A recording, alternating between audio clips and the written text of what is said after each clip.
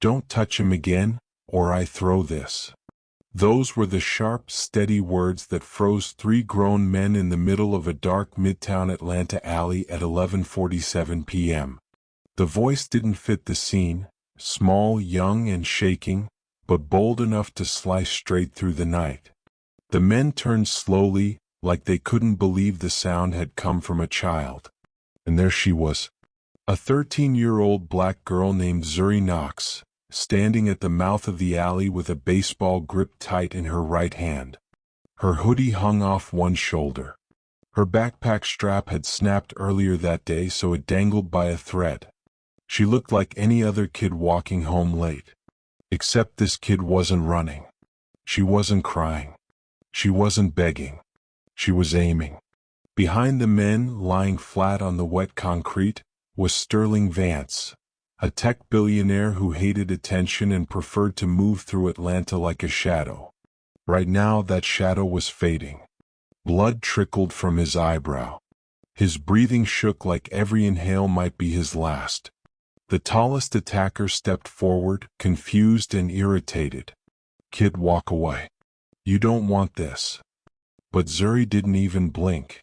The night wind roared against the alley walls. A siren wailed somewhere far off. A stray cat knocked over a metal can behind a dumpster. Every sound echoed like the world itself was holding its breath, waiting to see what this little girl would do next. Her fingers tightened around the baseball. If anyone could have seen her face clearly, they might have noticed the fear swirling behind her eyes, the way her lower lip trembled for half a second. But they would have also noticed something stronger, something that didn't belong to most kids her age. Determination. Sterling tried to lift his head, confused by everything happening above him. He saw her silhouette, small but stubborn. He heard her breathing, fast, scared, but steady enough to stand her ground. He didn't know her name. He didn't know why she was here. He didn't know why she cared. But he knew one thing. She wasn't bluffing. The leader snarled. "Last warning." Zuri raised the baseball a little higher. Not shaking now. Not stuttering. Just locked in. And then, without another word, she let it fly. The ball shot out of her hand, not like a kid tossing something in fear, but like someone who knew exactly what she was doing. It spun through the air, slicing the darkness, cutting a perfect arc that didn't make sense for someone her size or her age. And in that moment, even before the ball hit anything, the entire alley seemed to shift. Something impossible was happening. Something the men weren't ready for. Something Sterling could barely comprehend through the haze of pain. The ball wasn't just thrown. It was launched. And as it streaked forward, something strange flickered in Sterling's memory. A headline from years ago, a name whispered in Atlanta youth sports, a story about a girl who could throw with impossible accuracy. But before he could pull the memory into place, the baseball hit. A sharp crack. A groan. A second thud. Two men dropped instantly. The third spun around, stunned, terrified, and then ran. The ball rolled back toward Zuri's feet as if returning to its owner. For the first time she exhaled. Sterling pushed himself up with shaking elbows, staring at the girl who had just saved his life with a single impossible throw.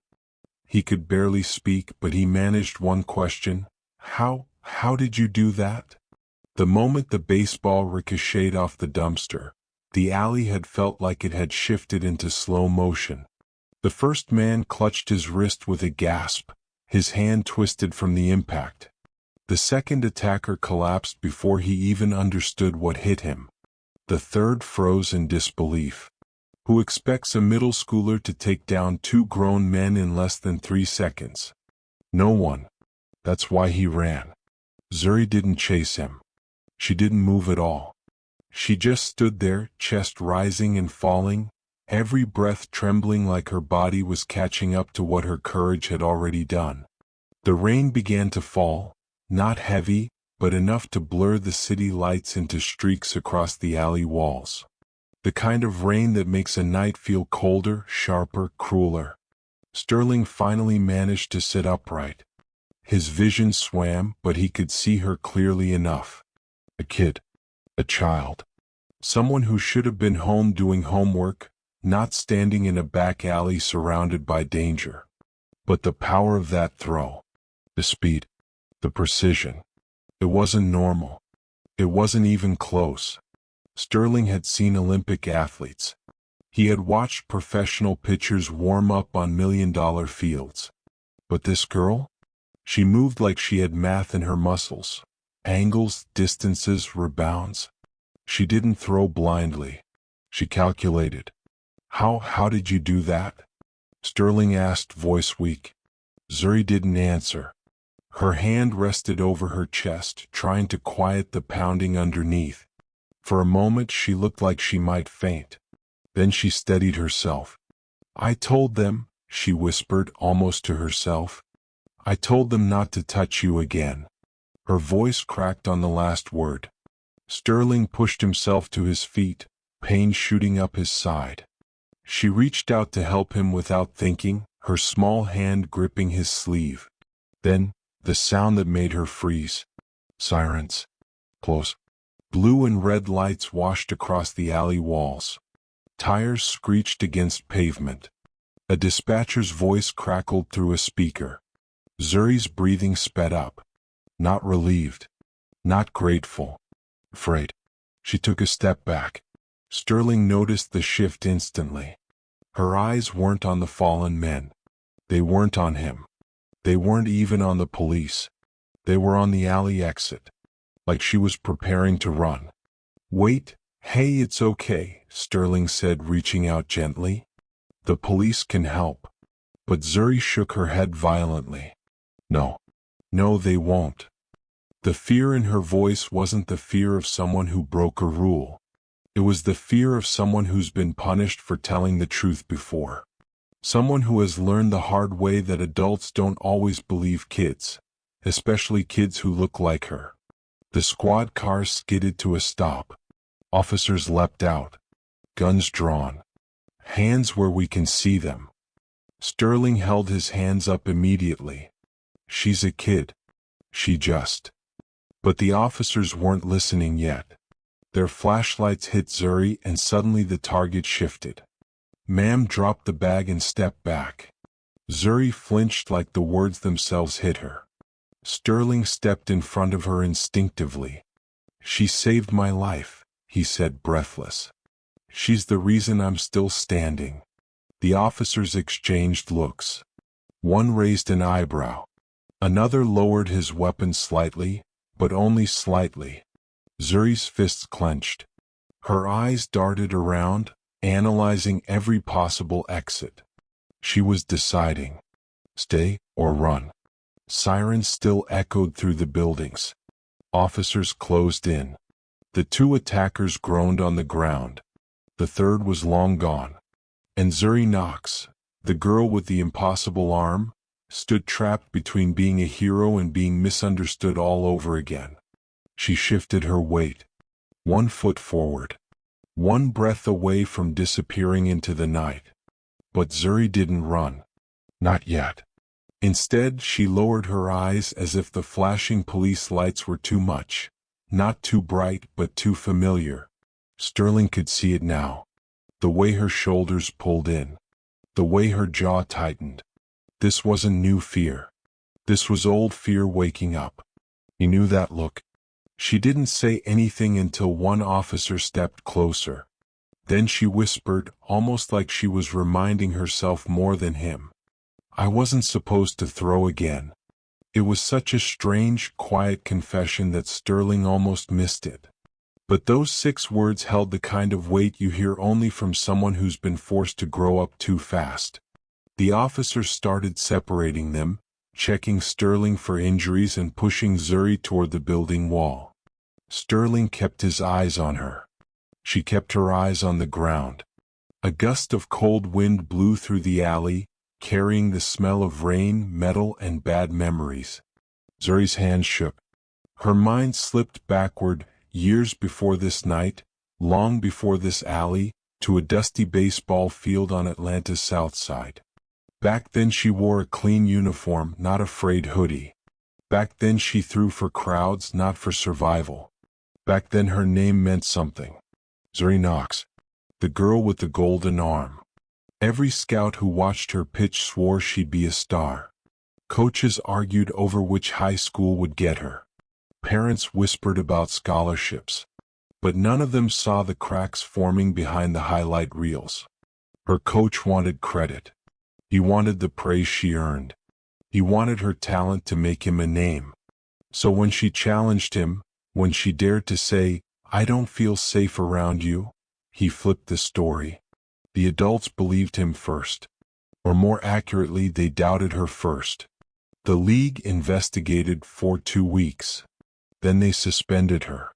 Then they told her aunt she caused disruption. Zuri learned something painful. Sometimes the truth bends under the weight of an adult's lie. She quit that same day. Packed her glove in a shoebox. Promised herself she'd never throw again. And she kept that promise. Until tonight. Until a stranger's life hung in the balance. Until her instincts, dead, buried, forgotten, forced their way back to the surface.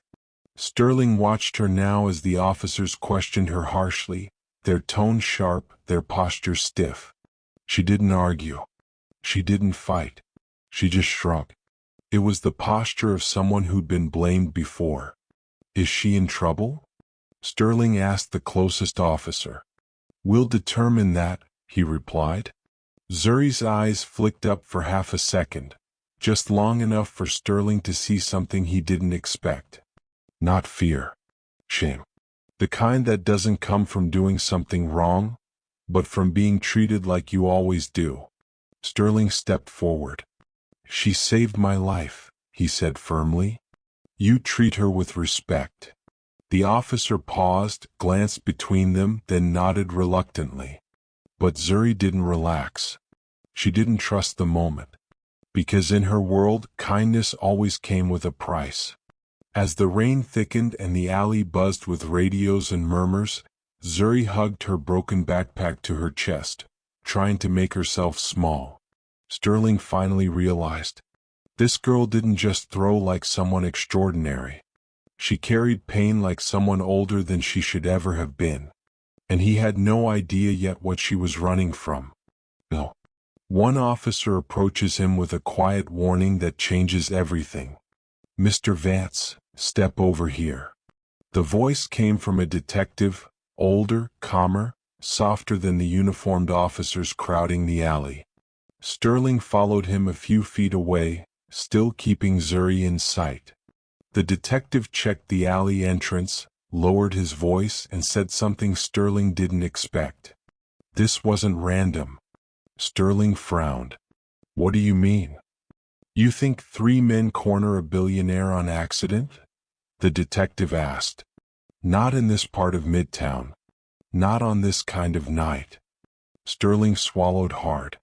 He knew the truth before the detective finished speaking. He just didn't want to admit it. Tonight was supposed to be simple. He had left the charity dinner early. No driver. No bodyguards. Just like he preferred. No attention, no flash, no cameras. Sterling wasn't the kind of billionaire who hired 10 men to stand around him. He built his company quietly. He donated quietly. He lived quietly. But his latest project?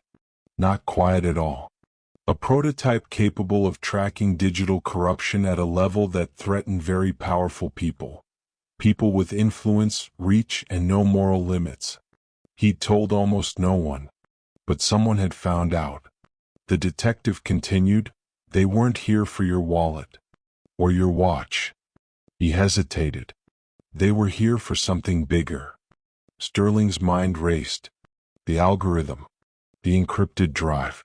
The names on the list he hadn't even released yet. "No one is supposed to know about my prototype," Sterling murmured. The detective's expression didn't change. "Someone does." Sterling looked back at Zuri. She stood alone now, arms crossed tightly, one foot tapping against the pavement. The younger officers questioned her like she was the threat. The detective followed Sterling's gaze. "That girl, she stepped in for you?" "She didn't hesitate," Sterling said. "And she shouldn't be treated like a suspect." The detective nodded slowly. "She's hiding something." Sterling's chest tightened. "She's a scared kid." "Maybe," the detective said. "Or maybe she's in danger too." Those words hit deeper than Sterling expected. Because if tonight wasn't random, if the attack wasn't about him, then the only other explanation made his stomach twist. He replayed the moment in the alley. The men weren't looking at him when it started. They were looking past him. At her. He took a step forward, heart pounding. "Detective," he said quietly, "who did they really come for?" The detective didn't answer. He didn't have to. Because at that exact moment, one of the attackers, half conscious on the ground, looked up at Zuri and rasped a single sentence that chilled Sterling to the bone. "Where's the wallet?" Zuri froze. Sterling's entire world shifted. Was Zuri the real target all along? And if so, why? Sterling stared at Zuri as the attacker's words echoed through the alley. "Where's the wallet?" Zuri didn't move. Didn't blink. Didn't breathe. Her fingers curled tighter around the strap of her torn backpack, the broken end brushing her elbow with each tremor of her hand. Sterling took a small step toward her, lowering his voice to a gentle tone, one meant for someone standing on the edge of panic. "Zuri, what wallet?" Her eyes flicked upward just briefly before dropping to the ground again. She looked like a kid caught between two worlds, the one she longed to escape and the one she was suddenly responsible for. It wasn't hard to see she wanted out of this life. Not luxury, just peace. Not fame, just space to breathe. She was the kind of kid who wanted simple things. Safety, stability, a future that didn't come with fear attached to it. She wanted school mornings that weren't rushed. She wanted afternoons where her aunt came home smiling, tired but safe. She wanted a life where people didn't look at her and assume the worst. And she wanted her pitching dreams back, though she would never admit that out loud. Not after the scandal. Not after adults taught her that talent didn't protect kids like her from being blamed. Tonight was never supposed to be dramatic. She'd just been walking home from her after-school program, thinking about homework, thinking about whether her aunt's shift would run late again, thinking about whether she should try for that new youth sports clinic, even though the thought of throwing again made her stomach twist. Then she found a wallet on the sidewalk. Leather. Worn edges. A faded sticker on the inside. No cash, no credit cards, just a slim USB tucked under the ID sleeve. She had planned to drop it at the lost and found box in her apartment lobby. No drama. No adventure. Just doing the responsible thing. But something about the wallet made her uneasy. Maybe the ID photo. Maybe the way the address didn't match the neighborhood. Maybe the way she felt eyes on her afterward, eyes she tried to ignore. A gust of wind cut down the alley, snapping Zuri back into the present. Sterling saw the fear, but he also saw something else layered beneath it. Responsibility. This wasn't random, was it? Sterling asked softly. Zuri finally spoke, voice thin as paper. I didn't steal it. I just picked it up. I thought I was doing the right thing." Sterling nodded gently. "You were." But the officers weren't listening. They were shifting, whispering, exchanging looks. Zuri heard it. Kids always hear the things adults think they're hiding. One officer stepped closer. "Miss, we need to see your backpack." Zuri's whole body went rigid. Sterling could see what was happening. She was reliving another moment, another time adults accused her of something she didn't do. She took one slow step back. 1 inch toward flight. The detective saw it too. He looked at Sterling. "Mr. Vance, if she has something those men want, we need to know." Sterling didn't like the tone. Not one bit. He turned to Zuri again, softer now. You can trust me. I promise. Her eyes filled with a shine she refused to let fall.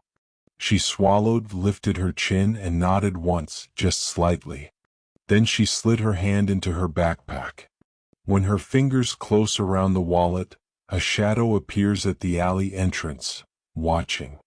Long before Zuri stepped into that alley, long before Sterling's name tangled with hers, someone else had already locked onto her that night. It started hours earlier. Zuri left her after-school program just after sunset. The sky over Atlanta glowed purple, and the streetlights blinked awake one by one. She wrapped her hoodie tight and kept her headphones in, not for music but for comfort. Noise made her feel less visible. She cut through the same route she always took, past the mural on Peachtree, down the narrow side street behind the grocery store, across the pedestrian bridge where the city skyline looked like a postcard. She should have felt safe. But halfway across the bridge she felt it. That strange, crawling awareness on the back of her neck. Someone was nearby. She glanced over her shoulder, nothing but cars rushing below. She shook off the feeling, kept walking. Then a black SUV swung into the lane behind her. Not speeding. Not honking. Just matching her pace. Zuri frowned. Maybe it was coincidence. Maybe she was overthinking. Kids like her learned early how to second-guess their instincts to stay polite, stay small, stay unseen. But when she turned down the next street, the SUV turned too. Zuri's heart ticked faster. People walked past, couples heading to late dinners, workers heading home, teens scrolling on their phones. But none of them noticed her tension. The world kept moving like her fear was invisible. Zuri quickened her steps. The SUV rolled forward. She ducked behind a parked car, peering through the windows. A silhouette sat in the driver's seat. Heavy. Still. Watching. She pulled out her phone to call her aunt. Voicemail. Second attempt, voicemail again. That's when her foot hit something on the ground. A wallet. She picked it up, confused. Looked at the street. Looked at the SUV. Looked at the ID peeking from the leather sleeve. She didn't know it yet, but that tiny decision, to lift a stranger's wallet, shifted the course of her night. She slipped it into her backpack, telling herself she'd return it later. Then she turned down a side street, hoping to lose the vehicle. But the SUV sped up. Zuri began to jog. She cut through a courtyard. Then a parking lot. Then a narrow walkway between two apartment buildings. But every time she thought she'd shaken him, the SUV reappeared, slow, patient, silent. He wasn't just following her. He was tracking her. By the time she reached Midtown, she was out of breath, out of plans, and out of safe spaces. The evening crowds had thinned. Businesses had locked up. The air felt heavier. Her only option was a shortcut through an alley she hated. Too dark, too quiet, too risky. She hesitated at the entrance. And in that hesitation, a man stepped out of the shadows. Not the driver. Another one. His smile was thin. His eyes were cold. You dropped something earlier, he said. Zuri's skin prickled. No, I didn't. Sure you did, he replied, stepping closer. A wallet. Her heartbeat slammed against her ribs. She turned to run, only to freeze. Another man stood behind her. And another stepped out from the opposite end of the alley. 3 against 1. No exits. Nowhere to hide.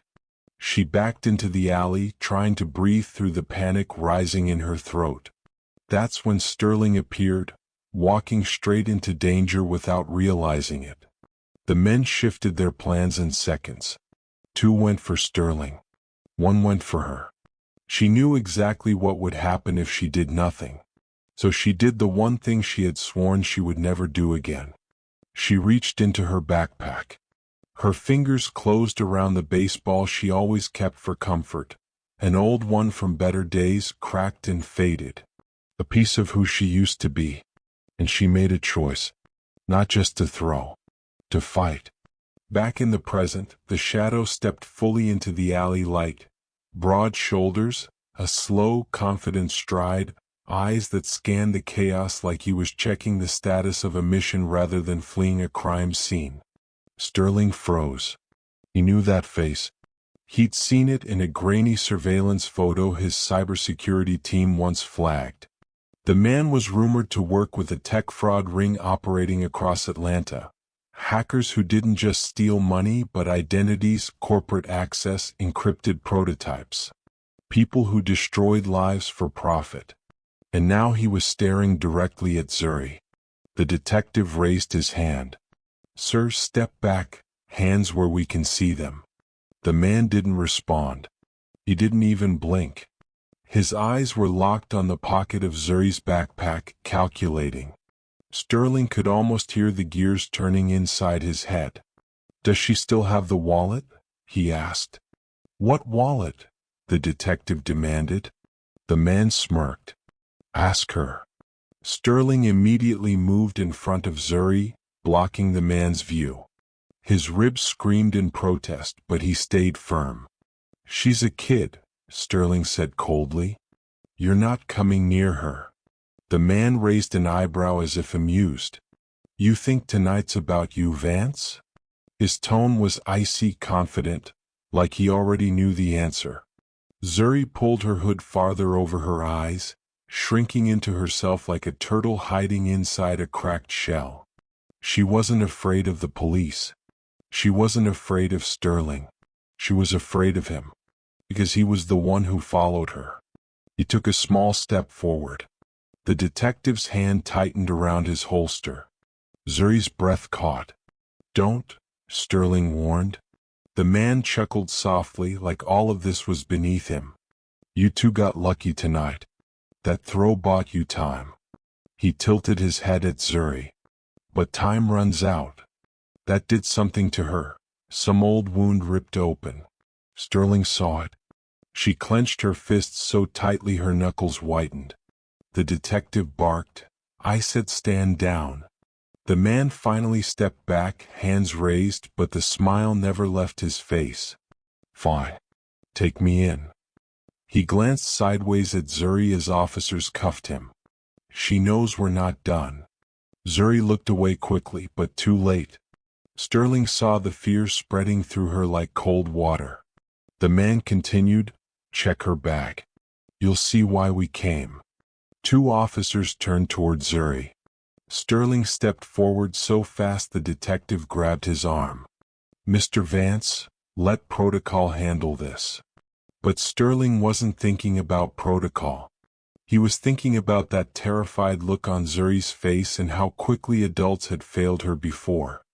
"I said she saved my life," Sterling snapped. "That gives her the right to breathe without being interrogated like a criminal." The officers hesitated. The detective watched Sterling, then watched Zuri. He saw the tremble in her hands, the exhaustion, the weight she carried at 13 that most grown men never do. "Miss Knox," the detective said gently, "what's in the backpack?" Zuri swallowed. Her voice shook. "Just my school stuff. And something I found." "Found where?" "On the ground. Near the bridge." "Did you open it?" "No," she whispered. "Not really. It's just a wallet. I was gonna return it." The detective stepped closer. "Why didn't you drop it off earlier?" Zuri's eyes filled with a shine she refused to let fall. Because someone started following me."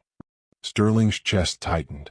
She wasn't just scared, she was frightened in the way kids get when they know the adults in the room don't always protect them. The detective exhaled slowly. "Zuri, can we see the wallet?" Her hands shook as she reached inside her bag. Sterling held his breath. She pulled it out. Black leather. Slim. Worn edges. The detective opened it and went completely still.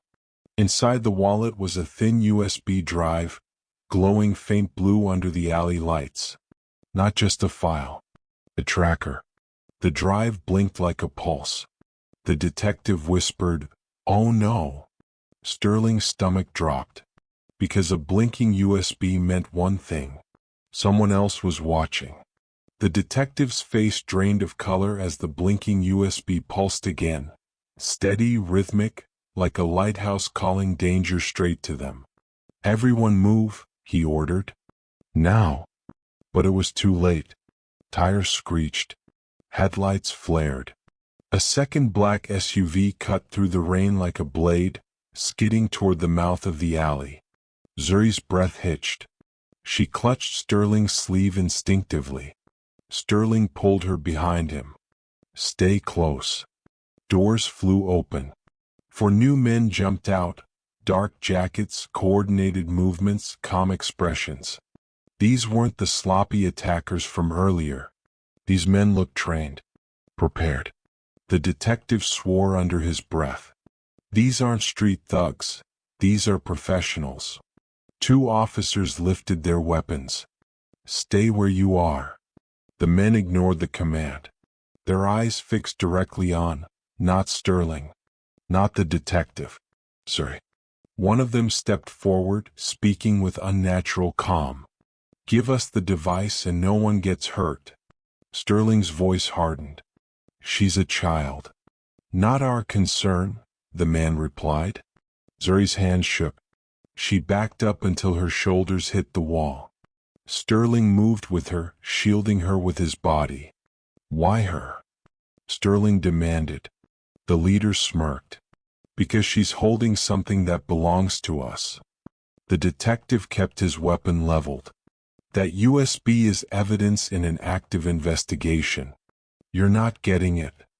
The man sighed like he was disappointed. "We tried polite." Another man reached into his jacket. Officers shouted, "Hands up!" The man pulled out. Not a weapon. A phone. He tapped the screen. A photo appeared. Zuri's aunt. Hands tied. Face bruised. Eyes swollen but conscious. Zuri screamed before she could stop herself. "No, no, please don't hurt her." Sterling felt her collapse against him. His jaw clenched, fury rising like fire. The man holding the phone spoke clearly. "The girl has something that belongs to us. Return it, and her caretaker walks away unharmed." Zuri shook her head violently. "I didn't take anything. I just found it." "Doesn't matter," the man replied. "You picked it up. And once you touched it, you became part of it." The detective whispered to Sterling, "They want the USB, but I don't think that's all. They want to know who she talked to. Who she might have given information to. She's a loose end."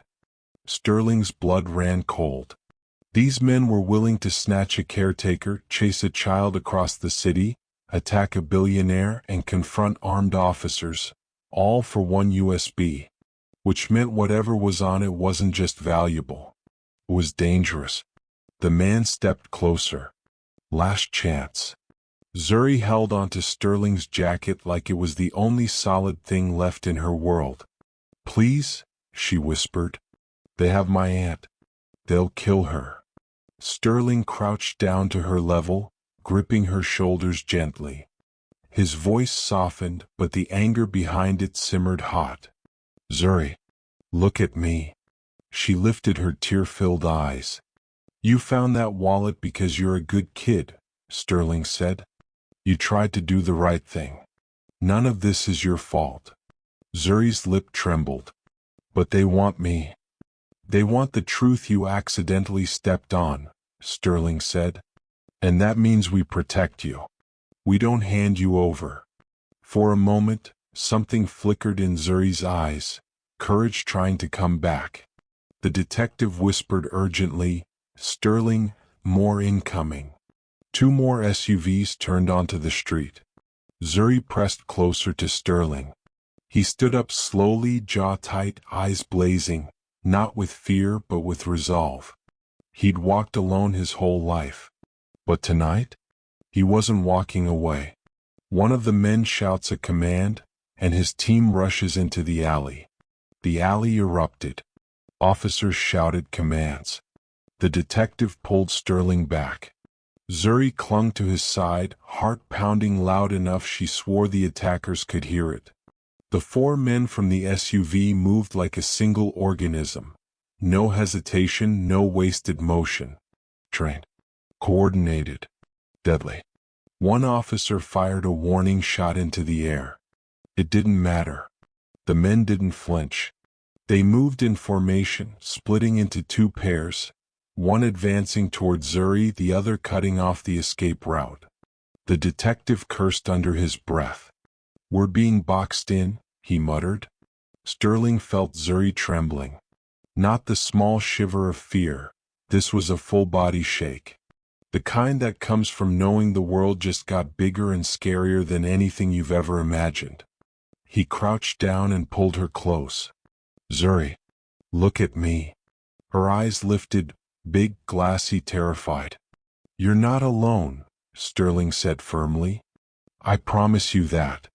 A thick, deep voice cut through the air behind them. "That promise doesn't matter," the lead attacker sneered. "The girl comes with us." Zuri flinched like the words hit her skin.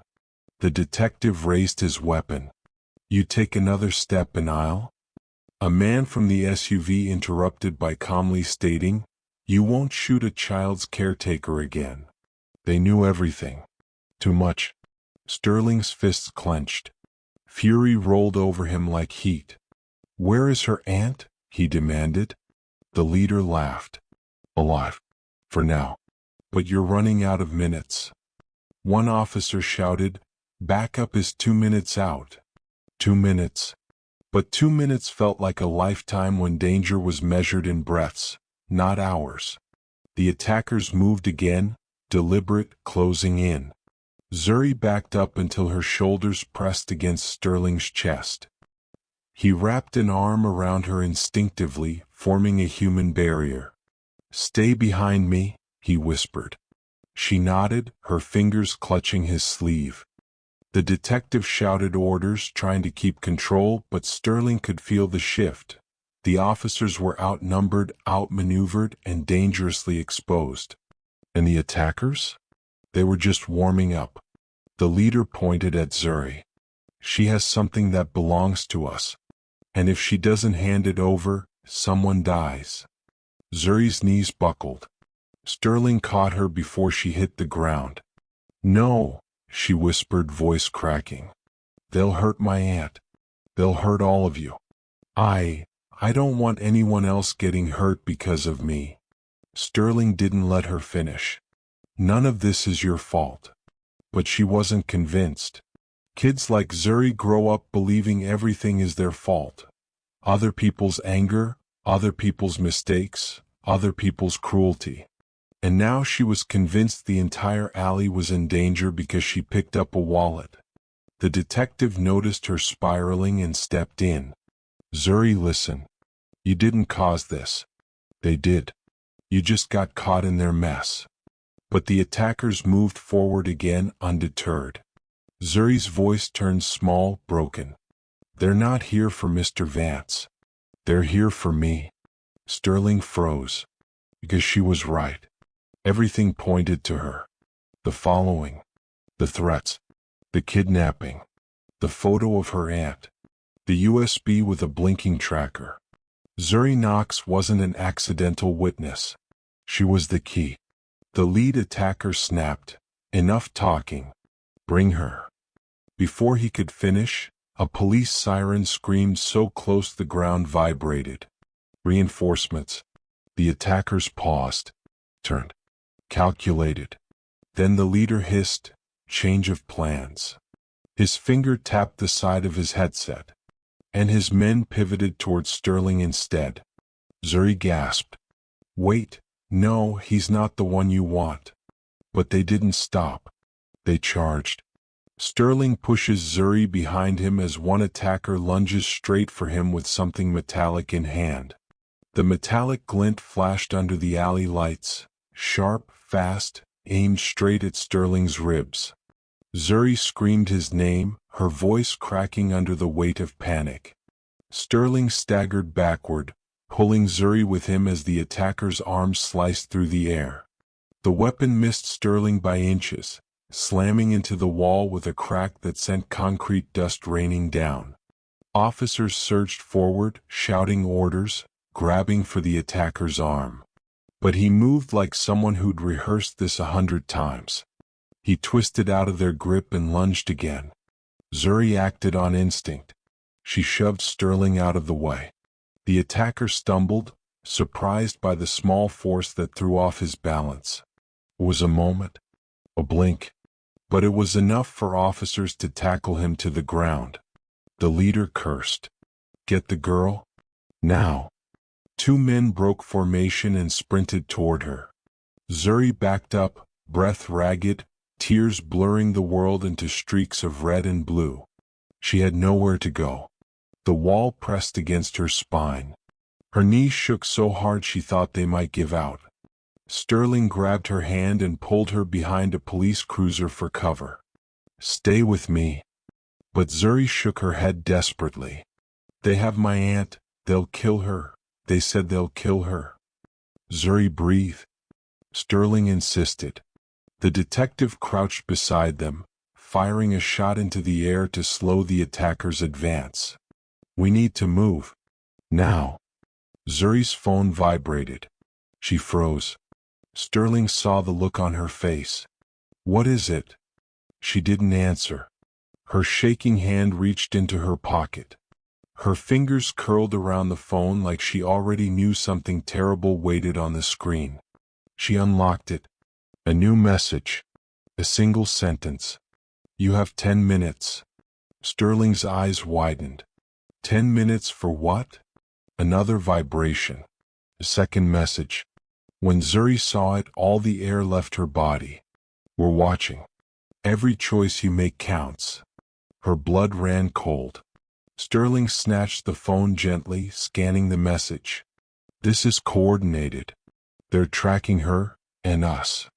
The detective cursed, then shouted to the officers, "We need to relocate now. Secure the girl and move." But Zuri didn't hear him. She stared at the screen motionless, because her aunt's photo was still open, her wrists tied, her eyes swollen, her face bruised. And something new was in the corner of the image, something Zuri hadn't noticed before. A timestamp. From 5 minutes ago. Her aunt was still alive, still nearby, still in danger. Zuri whispered, "They're close." Sterling turned. "Where?" She pointed at the timestamp. "This building overlaps with the time. That means they're probably..." A bullet shattered a window above them. Everyone ducked. The detective shouted, "They're trying to pin us down." Zuri pulled the phone to her chest, rocking slightly, like she was trying to hold herself together. "I shouldn't have picked up that wallet," she whispered, voice breaking. "I shouldn't have touched anything." "Zuri," Sterling said firmly, grabbing her shoulders. "Listen to me. You did nothing wrong. You hear me? Nothing. But trauma doesn't listen to logic. Trauma listens to guilt." Her phone chimed again. A final message. This one wasn't a threat. It was an order. "Come alone." Zuri's breath stopped. Her vision narrowed. She understood what that meant.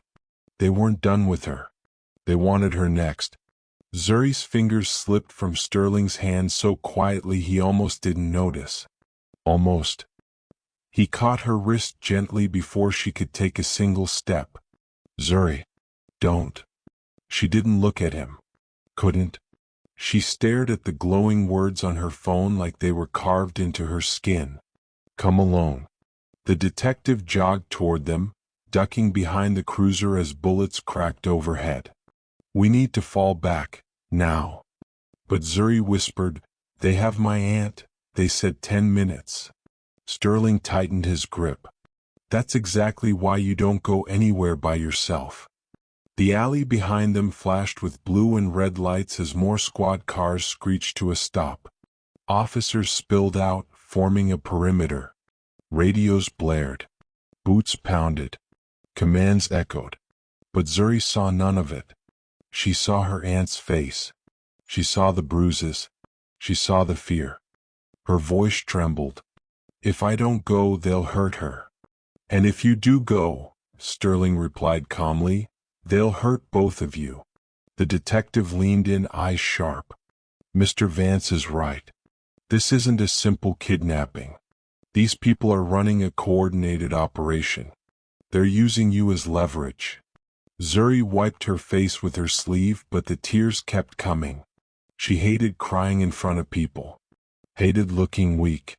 But the weight on her chest was too heavy to hide anymore. "They're watching," she whispered. "They said they're watching." Sterling turned to the detective. "They're tracking her phone. And the USB. We need to jam the signal." "We can, but we need equipment," the detective replied. "And time." Time they didn't have. "Officers," one cop called out. "We've got movement on the rooftops." Sterling pulled Zuri behind a parked patrol car as officers ducked and aimed upward. More shots cracked through the night, sparks raining down from metal fire escapes. Chaos. Noise. Fear. Zuri covered her ears, shaking. Sterling wrapped an arm around her shoulder, steadying her. "Hey, look at me." She forced herself to. "You're brave," he said. "But bravery doesn't mean going alone. It means letting people help you." Her lip trembled. "No one ever helps. They just blame me." The detective heard that, and his face changed. He crouched in front of her, lowering himself so his eyes met hers. "Zuri, I don't know what happened to you before tonight, but I can promise you something. No one here is blaming you." She didn't believe him. Kids don't believe promises that sound too clean.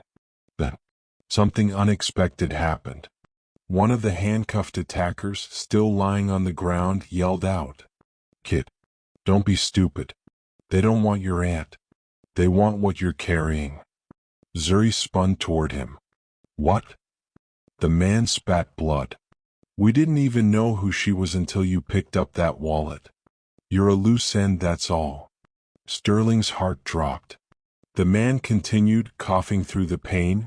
"They grabbed her aunt because they thought the old woman knew something. They didn't even search her. She's big, kid.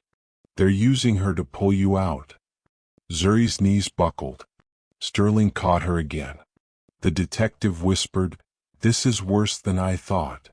Zuri's tears stopped. But something colder replaced them. "They're using her, because of me?" she whispered. Sterling shook his head. "No, because of them. Because they're criminals who don't care who they hurt." But Zuri wasn't listening anymore. Her breathing slowed. Her eyes sharpened. Her hands dropped to her sides like she'd made a decision, one she planned to carry alone. Sterling saw it. "Zuri, don't even think about it." She didn't answer. Because in her mind, the path was already clear. Before anyone could stop her. Zuri snatched the USB from the detective's hand and bolted toward the street exit. The detective swears and radios for units, because Zuri is running straight toward the waiting SUVs. Zuri ran. Not fast enough to escape the world, but fast enough to escape the hands reaching for her. Sterling sprinted after her. The detective shouted for officers to block the exits. But Zuri dodged between two parked cruisers, cut left, and darted into the open street where the attackers' SUVs waited. Rain slapped her face. Tires hissed across the wet pavement. The city lights blurred like streaks of fire. One of the attackers shouted, "There! Grab her!" She pushed harder, feet pounding the ground, lungs burning. She wasn't thinking about danger. She was thinking about her aunt's face. But she didn't make it far. Sterling caught up, breath ragged, grabbed her arm and pulled her into the narrow gap between two buildings. "Zuri, stop." She struggled, desperate. "Let me go. They'll kill her." You can't help her if they take you too, Sterling yelled back. That doesn't matter, she cried, voice cracking. She's the only family I have. Sterling's expression softened, painful, knowing, because he understood that sentence too well. The detective reached them seconds later. Zuri, listen. No, she cut in, sobbing. You don't get it. Nobody gets it. She slid down the brick wall until she was sitting on the cold pavement, burying her face in her knees. Sterling crouched next to her but didn't touch her. He let her breathe. The detective knelt too. Zuri, you're not helping your aunt by giving yourself up. These men don't negotiate with kids. They use them. Zuri shook her head. I can't just sit here. I can't. I can't just watch her die because of something I did. Sterling's voice went low, gentle. Zuri, tell us the truth. All of it. Please. She pressed her hands over her face. Rain ran down her wrists. Her voice trembled like it was breaking apart. The coach, the one who said I lied about him. She swallowed hard. He told everyone I stole money from the team. Sterling stiffened. Zuri continued, crying harder now. And when I tried to explain, no one believed me. They told me if I said one more word, I'd get taken away from my aunt. So I stopped talking. I stopped fighting. I stopped everything. Her shoulders shook violently. I stopped throwing. I stopped dreaming. I just tried to stay quiet so nothing bad would happen again. The detective lowered his head. Sterling felt his chest tighten with anger, not at her, but for her. She looked up at them with eyes full of fear and guilt. That's why I ran.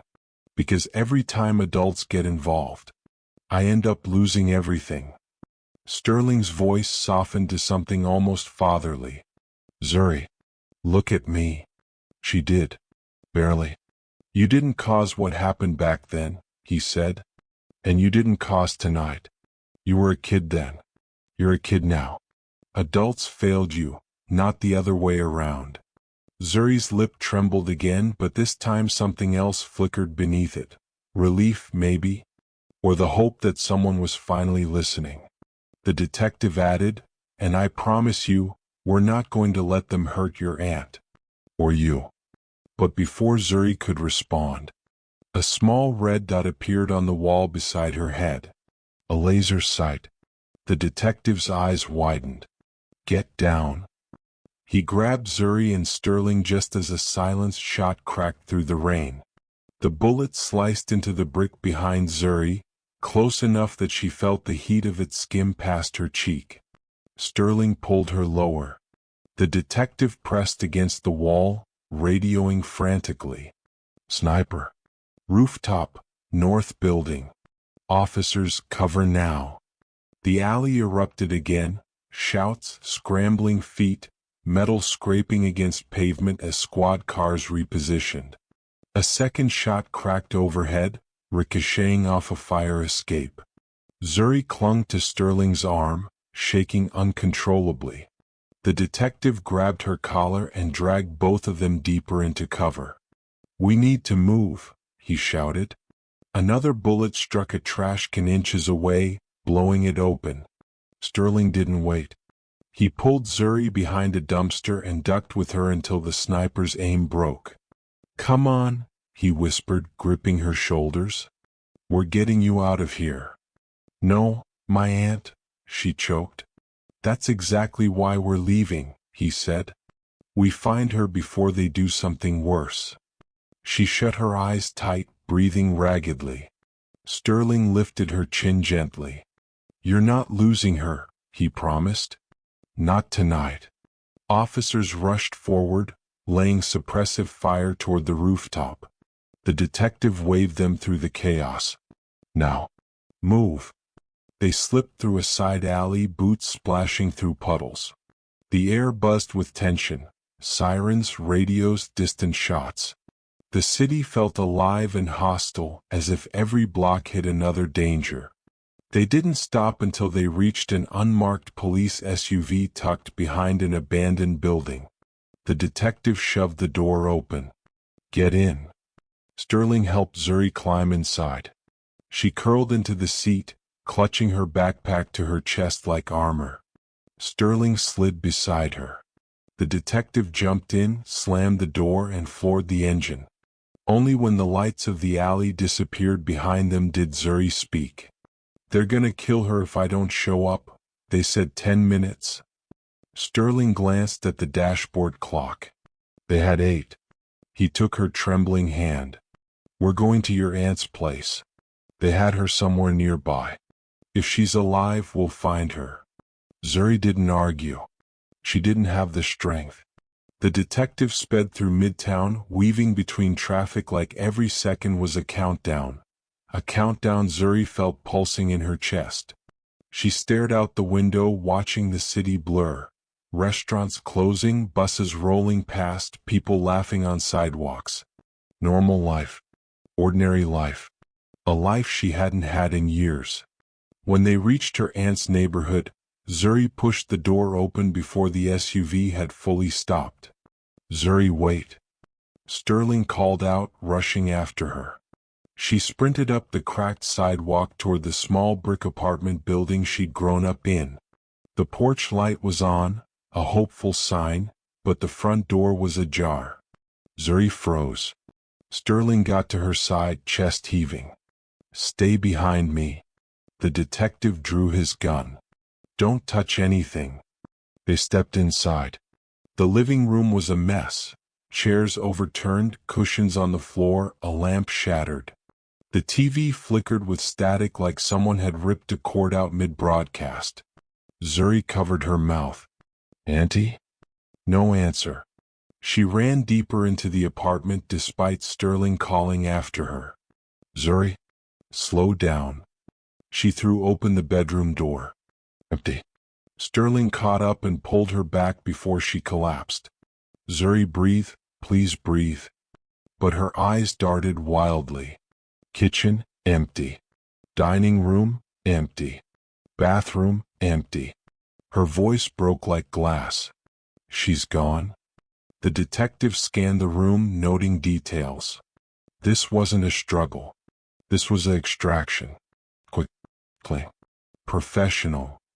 Zuri turned to him, breath shuddering. "Then where is she?" Sterling crouched and lifted something from the kitchen table. Zuri's old baseball. Not the one she used tonight. Another one, clean, bright, untouched. Her breath caught in her throat. This wasn't here before," she whispered. The detective's face darkened. "They left it on purpose." Zuri took a step back, heart racing. "What does that mean?" Sterling looked at her with a heaviness in his eyes. "It means they're sending you a message," he said softly. "And they want you to read it." Zuri stared at the baseball and understood. They weren't just coming after her.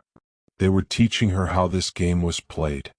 Zuri's gasp tore through the kitchen. The baseball Sterling picked up pulsed, one soft red blink, then another. Not random, not accidental, deliberate. "Put it down," the detective ordered sharply. Sterling placed it gently back on the table. The red dot blinked again, this time faster, like it sensed motion. Zuri backed away until her spine hit the counter. Her hands trembled uncontrollably. "That's how they found me," she whispered. "They planted something to track me." Sterling looked at the detective. "Can they see us right now?" The detective examined the blinking light, jaw clenched. "If this thing is transmitting coordinates, then yes. They know she's here." Zuri slapped a hand over her mouth to choke back a sob. "They're watching me. They've been watching me this whole time." Her knees buckled. Sterling lunged forward and caught her before she hit the floor. "Zuri, hey, look at me." She didn't. She couldn't. Tears streamed down her face. Her small frame shook violently. Her breath came in short, sharp bursts. Sterling recognized the signs, This wasn't fear. This was collapse. The detective lowered his voice. She's in shock. Sterling pulled her closer, speaking softly. Zuri, breathe. I've got you. Just breathe. But she was collapsing inward, emotionally, mentally, physically, like the weight of the entire night was crushing her at last. Her voice came out as a broken whisper. I can't do this. They took her because of me. They hurt her because I picked up a wallet.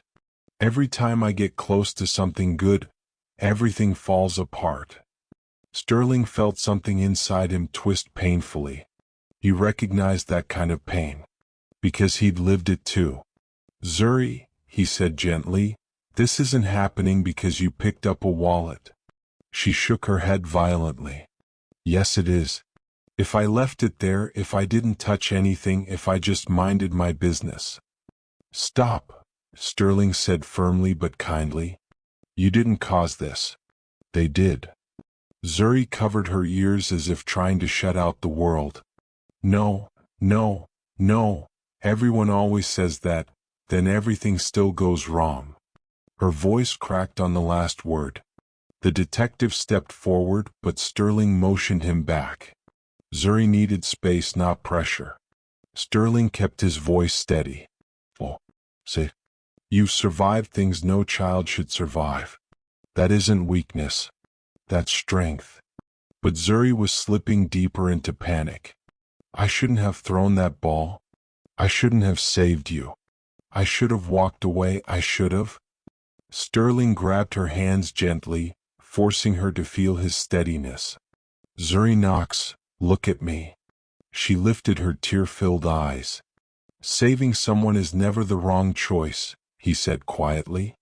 It proves who you are, not who they want you to be. Her lips trembled. But my aunt. We're going to find her, Sterling promised. But we can't do that if you break right now. The detective moved to the table, inspecting the blinking baseball. This isn't just a tracker. It's a signal beacon. They planted it before they took her aunt. They wanted Zuri to find it. Sterling frowned. Why? The detective hesitated.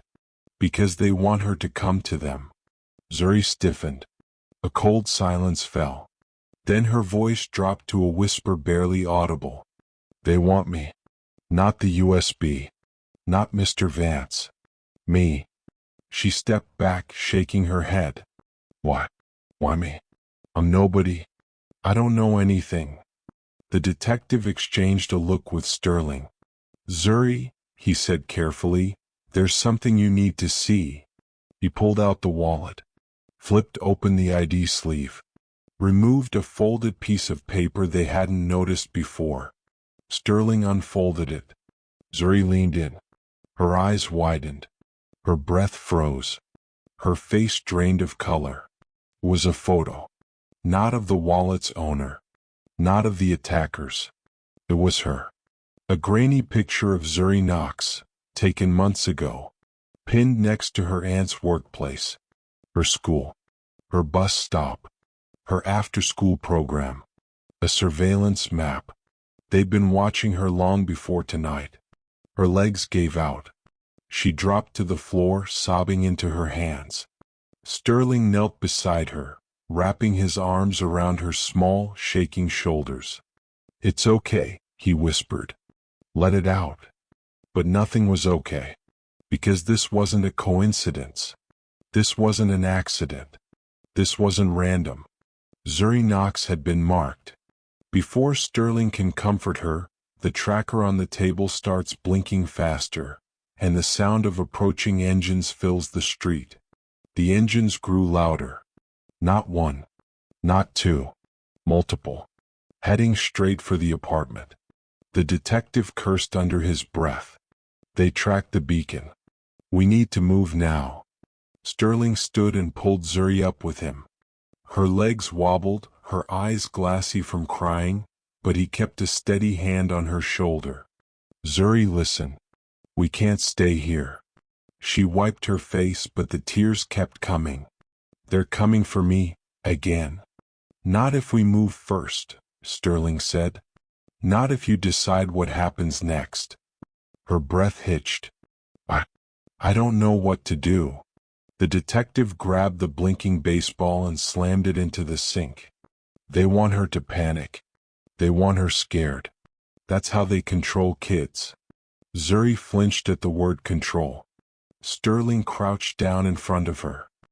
His voice softened into something gentle, but it carried a fire beneath it. Zuri, you survived a crooked coach trying to silence you. You survived being followed. You survived 3 grown men in an alley. You saved my life. You saved yourself. You saved everyone here. Her eyes flicked up, unsure. You're stronger than anything coming at you tonight, he said. But you have to choose. Are you going to run from them, or are you going to fight back? Zuri swallowed hard. Her voice shook. They have my aunt. Then we get her back, Sterling replied. Together. The detective pulled out his radio. Units, move to extraction point Delta. We have a child target with a confirmed tracker breach. Hostile vehicles inbound. Zuri grabbed Sterling's sleeve.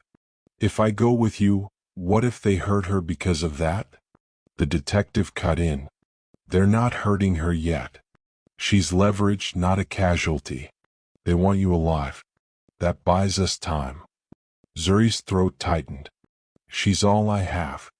Sterling touched her shoulder. And you're not losing her. Not today. The engines roared closer, now just down the block. Zuri looked between Sterling, the detective, and the open doorway where the night waited like a threat. And then something inside her shifted. Her breathing slowed. Her shoulders straightened. Her eyes sharpened, not with fear but with decision. She tugged her backpack tighter and said, "Okay." Sterling blinked. "Okay." She nodded once. "Okay. Let's fight back." The detective allowed himself one quick breath of relief. "Good. Then we move." With the last blink of the tracker fading, the 3 sprinted down the hall, through the back door, and into the shadowed alley behind the building. Rain hit their faces like cold needles. Zuri kept pace with Sterling, her heartbeat a mix of dread and determination. Behind them, tires screeched outside the front entrance. Doors slammed. Men shouted. They were seconds from being surrounded. The detective unlocked a black undercover sedan. "Get in." Zuri slid into the back seat. Sterling jumped in beside her. The detective floored the gas before Sterling even got the door fully closed. The car shot forward, fishtailing across wet pavement, just as 2 SUVs screeched around the corner behind them. Zuri stared through the rear window, heart pounding. The SUVs accelerated. Coming fast. "Why won't they stop?" she whispered. Sterling looked straight ahead. "Because you know something." "No, I don't." She stopped when she saw his expression. The detectives too. "Zuri," Sterling said carefully. "That photo we found. Those marked locations. They weren't random." "What are you saying?" she whispered. The detective twisted the rearview mirror. "They weren't tracking the wallet." He paused. "They were tracking you. Long before tonight." Zuri's stomach dropped. "What? I'm nobody." Sterling met her eyes. "Then why did they mark everywhere you go?" A cold realization crept across her face. What do they think I saw?" The detective gripped the wheel tighter. "Something big," he said. "But what?" she cried. Sterling turned to her, voice low.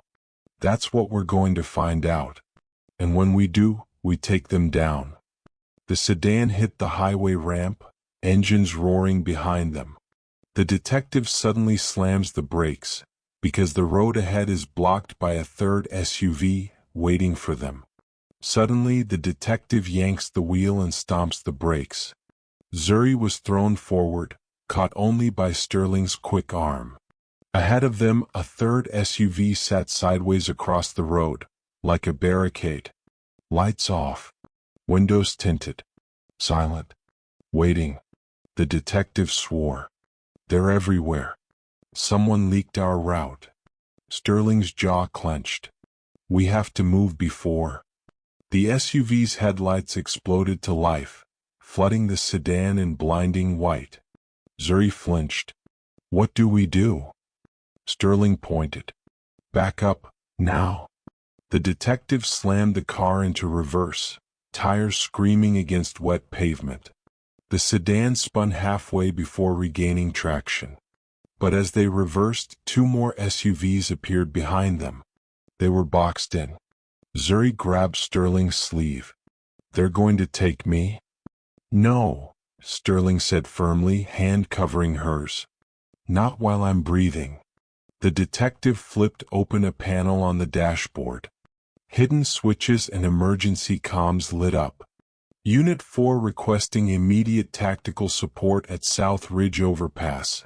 Suspect network running coordinated trap. Static. No response. The detective's face paled. They jammed our signal. Sterling exhaled slowly through his teeth. Then we figure it out ourselves. The SUVs didn't move closer. Not yet. They were stalling, creating pressure, fear, pushing Zuri into despair so she'd make a mistake. Sterling saw it happening. He saw her chest rising too fast, her eyes darting wildly, her hands shaking. He cupped her face gently. Stay with me. She tried to speak, but her voice caught. Why me? Why would they follow a kid? Why would they care where I go? Sterling thought for a moment, then reached into her backpack. May I? He asked. She nodded weakly. He opened the wallet. Inside were the usual things, ID, membership card, credit slips, but something else caught his eye. A tiny seam in the lining. Sterling pressed it gently. The seam gave. A hidden pocket. The detective leaned closer. What the hell? Inside was a folded map, thin paper, yellowing edges. Sterling unfolded it carefully. Zuri leaned closer, breath held. 3 corporate buildings were circled in red. Not random ones, Sterling recognized them instantly. His old company headquarters. A government research wing. A cyber forensics facility. What is this? Zuri whispered. The detective answered for him. Targets. Sterling nodded grimly. Whoever owned this wallet wasn't just part of a fraud ring. They were part of something larger, something preparing for coordinated breaches. Zuri stared at the red circles. But why do they want me? Sterling looked at the map again, really looked. Then he froze. Detective, he said slowly, look at the handwritten notes. Next to each circled building was a small label. Simple. Sure. Phase 1, Phase 2, Phase 3. And next to Phase 3, a name. Zuri's breath stopped. Because the name wasn't hers. It wasn't Sterling's. It wasn't any attacker's. It was the name of her after-school program. Sterling whispered, Zuri, they were planning to breach the building you go to every day. Her backpack slipped off her shoulder. The detective looked at her gently. Now do you understand? You weren't random. You weren't an accident. They were watching that building, and you happened to pick up the wrong wallet at the wrong moment. Zuri shook her head slowly. No, this doesn't make sense. Sterling touched her shoulder. They think you saw something. Something you didn't even know you saw. Zuri's voice trembled. What did I see? The detective didn't get a chance to answer. All 3 SUVs suddenly revved their engines, simultaneously, closing in, boxing them tighter.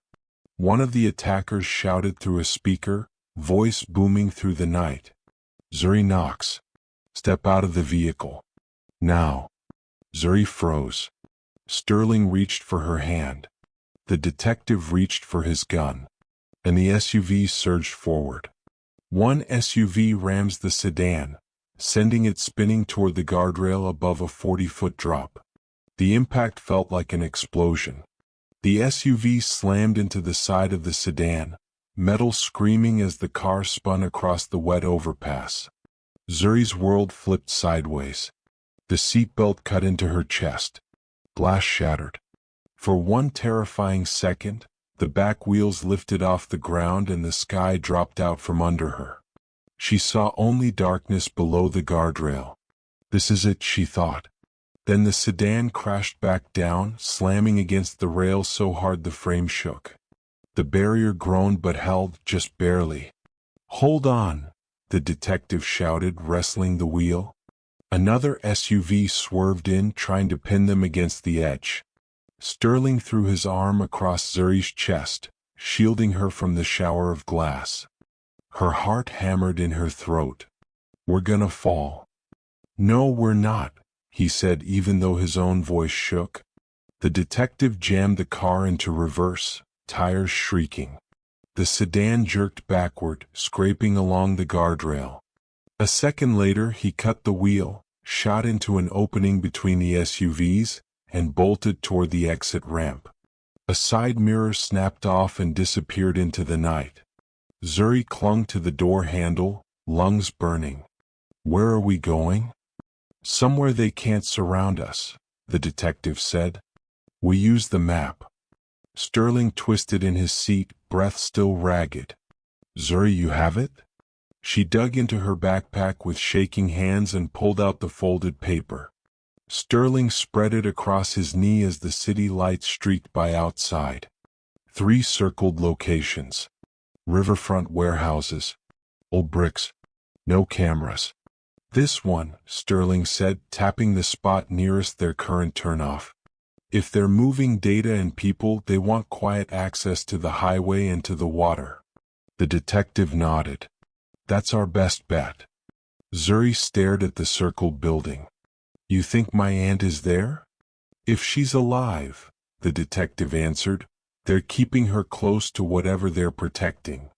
Zuri swallowed. Fear twisted in her chest, but underneath it, anger burned. Anger at the coach who lied. Anger at the men who followed her.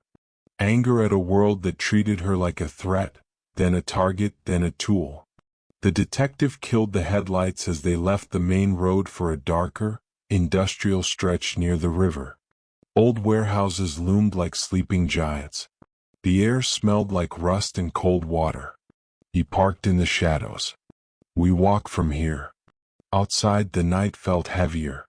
Zuri tugged her hoodie tight, every sound sharp, the drip of water from a pipe, the distant rumble of a train, the echo of their footsteps on cracked pavement.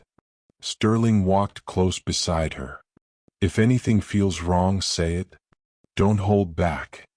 She nodded, eyes scanning the shadows. Up ahead, one warehouse glowed just a little too warm. Light leaked from high windows, but the main entrance stayed dark. "That one," the detective whispered, "matches the coordinates." Zuri's throat tightened. "You're sure?" He peered through a small side window. 2 men with laptops. One more by the door. He paused. Sterling stepped up beside him. "What do you see?" The detective's voice softened. "A woman, tied to a chair. Head up. Breathing." Zuri's knees almost buckled. "Auntie." Sterling steadied her. "She's alive. That's what matters." The detective turned to them both. "Backup is finally en route. But we're closer than they are. If they decide to move her in the next few minutes." He didn't finish. He didn't have to. Zuri stared at the warehouse, every muscle tense. "They don't know I'm here, do they?"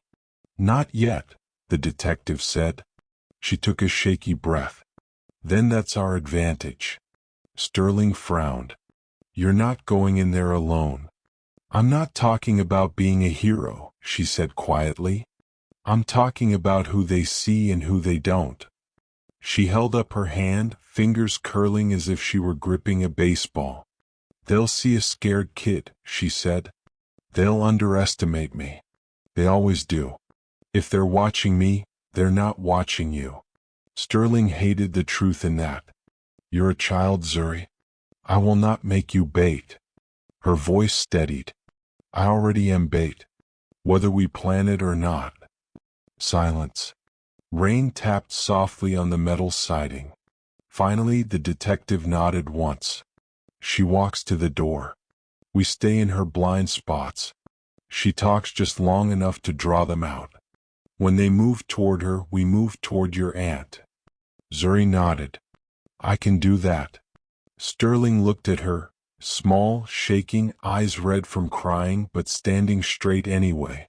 You remember what I said? He asked. She swallowed. I'm not alone. That's right, he said. We go in together. On my signal. She took one last breath and stepped out from behind the crates toward the warehouse door, her heart racing, but her feet steady. Inside, a man's voice shouted, Who's there? The metal door creaked open. 3 men filled the doorway, broad shoulders, hard eyes, confident smirks. They weren't expecting a SWAT team, a billionaire, or a detective. They were expecting a problem. Instead, they saw a kid. Zuri knocks. Hoodie damp. Shoes muddy. Hands at her sides. One of the men laughed. You've got to be kidding me. Another squinted. That's the girl? The one who cost us Midtown? Zuri held their gaze, even though her heart pounded so hard it shook her ribs. You said to come alone. The leader stepped forward, amused. And you listened. Kids are so predictable. She flinched at the word kids but stayed put. Where's the device? He asked. Where's the man from the alley? Zuri shrugged slightly. You said you wanted me. He frowned. Don't play games. Behind the men, through a gap in their shoulders, Zuri saw her aunt. Tied to a chair. Wrists bound. Face bruised but eyes open. Those eyes met hers. Tired. Terrified. Proud. Zuri swallowed hard. The leader snapped his fingers. Bring her in. One man grabbed Zuri's arm. She let him, for a second. Just long enough, because as they pulled her fully into the doorway, the men turned their backs to the warehouse interior. They didn't see Sterling slip along the far wall. They didn't see the detective cut behind a stack of crates. They didn't see the small, sharp nod Zuri gave, just once, before letting her knees buckle. She stumbled forward like she was about to fall. What's wrong with you? The man grunted, pulling her up by the hoodie. Nothing, she muttered. Then she moved. In one fluid motion, Zuri twisted, yanked herself free and darted sideways. The man's hand slipped from her shoulder. For a split second, everyone froze. Zuri's fingers closed around something lying on a crate by the door. Another baseball, dirty and scuffed like someone had used it as a paperweight. Her grip tightened. The old rhythm woke up in her muscles. In her chest. In her memory. She heard her former coach's voice, sharp, controlling, dismissive. She heard the league officials who didn't believe her. She heard the men in the alley using her aunt like a pawn. Then she heard Sterling's voice over all of it. Saving someone is never the wrong choice. Her eyes locked on the far corner of the warehouse where a rusty alarm box sat mounted on the wall, half covered by cobwebs and neglect. No way she could hit that. At least, that's what most people would think. Zuri planted her foot, exhaled, and threw. The ball cut through the air like it had been waiting years for this moment. It arced over the men's heads, past a dangling chain around a support beam, and smashed straight into the alarm box. For half a second, nothing happened. Then the warehouse lit up with flashing red lights. A siren wailed so loud it rattled the steel beams. The men cursed and spun around. What did you? They didn't finish. Because while they were distracted by the noise, the detective tackled the nearest one from the side. Sterling lunged past them toward the chair where Zuri's aunt sat bound. Ma'am, he said breathlessly.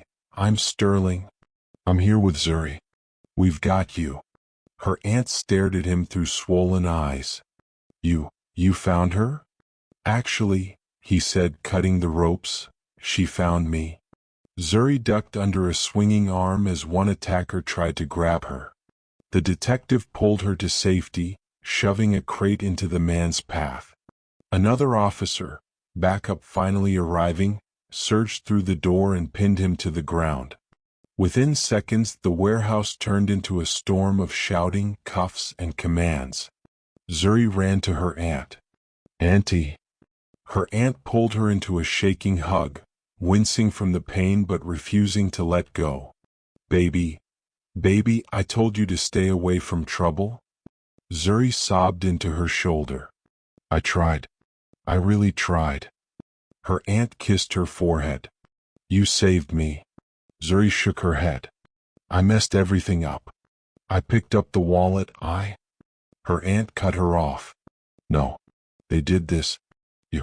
You walked into a building full of grown men to get me back. That's not a mistake. That's courage. Across the room, officers loaded the arrested men into vehicles. The leader glared at Zuri as they dragged him past. This isn't over, he hissed. Zuri held his stare. For once she didn't look away. I know, she said quietly. That's why I'm not hiding anymore. The detective came over, tucking the recovered USB into an evidence bag. The fraud ring goes down with this. The map. The logs. The messages. You two just blew a hole in something very big. Sterling's phone buzzed. He glanced at the caller ID and raised an eyebrow. Government line. He hesitated, then answered. Sterling Vance. A calm voice on the other end said, We've been watching your work, Mr. Vance. And we need to talk about that girl. Sterling's eyes flicked to Zuri, standing in the middle of a ruined warehouse, holding her aunt's hand, shoulders finally a little higher. She has a name, he replied. It's Zuri Knox. And if you want to talk about her. He stepped closer to her. You're going to talk to both of us. The voice on the phone pauses, then invites Sterling and Zuri into a conversation that could change not just their lives but the city's. Zuri didn't sleep for 2 days. Neither did her aunt. Neither did Sterling. The fallout from the warehouse rescue spread through Atlanta like a shockwave. News reporters lined up outside police precincts. Federal agencies arrived with questions, files, and quiet voices demanding urgent meetings. But Zuri stayed out of the cameras. She stayed in the background, where she was most comfortable, watching the adults scramble around her with the kind of exhaustion only survivors understand. Her aunt rested in a safe house, healing slowly. The detective checked in every few hours.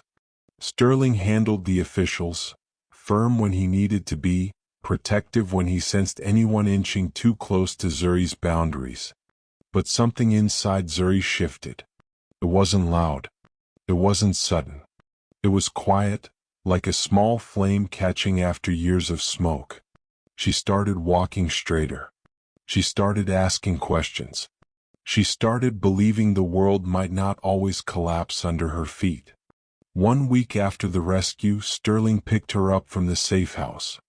Where are we going? She asked, clutching her backpack. You'll see. He drove her across the city to a place she hadn't visited since before the scandal, an old baseball diamond near the south side, where the chain-link fences leaned, and the bleachers always squeaked under weight. Zuri froze when she saw it. No, she whispered, shaking her head. I don't want to go in there. Sterling crouched down beside her. I know, but I want to show you something. With hesitant steps, she followed him to the field. And stopped. Kids, little ones 8 to 12 years old, stood in a circle near home plate, tossing baseballs to one another. Their laughter carried across the grass. One saw her and waved. Hi. You're Zuri Knox. Zuri blinked. How do you? Sterling smiled. They've heard about everything you survived, and they wanted to learn from someone brave. Her throat tightened. I don't think I can do this. One step, Sterling said gently. That's all. Zuri took one. A girl approached her with 2 baseball gloves. Will you throw with me? Zuri hesitated. Her hand trembled, but she took the glove. They played catch, slow at first, then faster, then faster. Her arm remembered, her muscles remembered, her heart remembered, and she didn't break. Her aunt watched from the bleachers, smiling through healing bruises. Sterling leaned against the fence, arms crossed, pride settling in his expression like something he'd been waiting years to feel. When the sun began to set, Zuri stood on the mound and looked down at the field. Not at danger, not at fear, at possibility. For the first time since she was little, the field felt safe again. That night, she whispered to Sterling on the drive home, "Do you think I could start playing again?" Sterling smiled softly. "Zuri, you never stopped being a player. The world just made you forget for a little while." She looked out the window at the passing lights, hugging her glove to her chest. A new world was waiting, and she was finally ready to step into it. 3 days later, Sterling brought Zuri and her aunt to a quiet office building near downtown. No signs, no logos, just 3 suits waiting behind tinted glass. Zuri squeezed her aunt's hand. "Do I have to talk?" "You don't have to do anything," Sterling whispered. "But they want to hear your side so no one can twist your story again." The agents asked questions, gentle ones surprisingly. "What did you see? Where did you find the wallet? Did anyone else approach you earlier in the week? Did anyone at your after-school program act strange?" Zuri answered carefully. Honestly. Her aunt spoke too. Sterling clarified gaps. The detective added details when needed. And by the end of the meeting, something became clear to the agents. Zuri Knox wasn't a liability.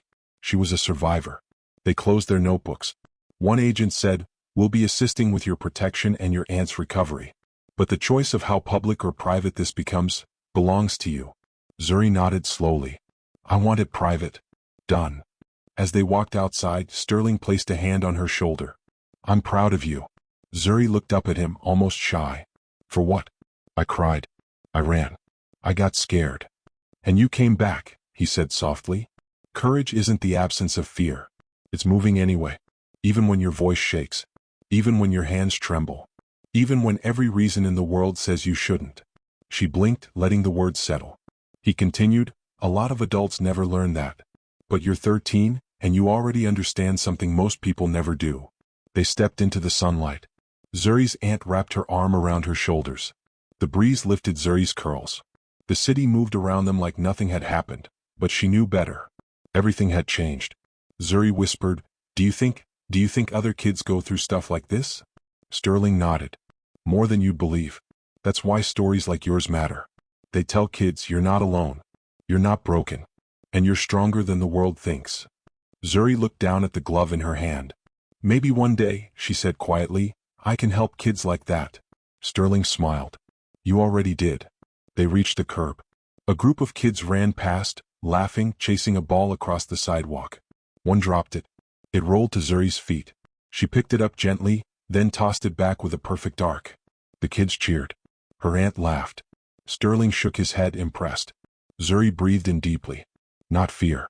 Not guilt. But something lighter. Hope. The kind that grows quietly after a storm. She looked at Sterling and whispered, "Maybe that's what courage really looks like." He nodded. "Maybe it is."